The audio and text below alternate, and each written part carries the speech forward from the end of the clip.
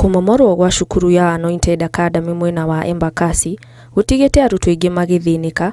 Mũmbunge wa gĩcigo kĩa Embakasi ya mũhuro Musili Mawathe akiuga thĩna mũnene makoretwo naguo nĩ cukuru ũyũ gũkorwo wakĩtwo mũgũnda-inĩ wa mũingĩ. Tumeambiwa ghafla tuondoke, serikali iko na project inataka kufanyia hapa.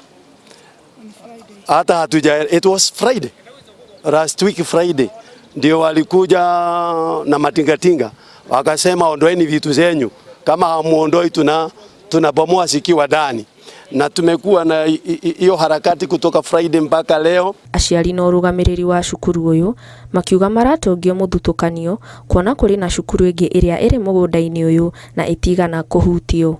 The land here was under Glory Outreach Church, and with them they got it initially from it was already a church, and they got them from Nimrod, who had every purpose of this area.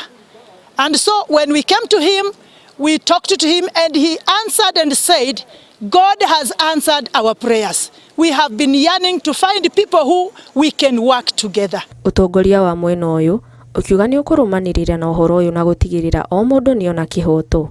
And ni hombi langu kama mwalimu that this one should stop immediately. We have a church here. We have learners, like we just did the KIPSEA recently. These learners, they have over 50 learners that read KIPSEA here in this school. We even host other schools around that do not have the center.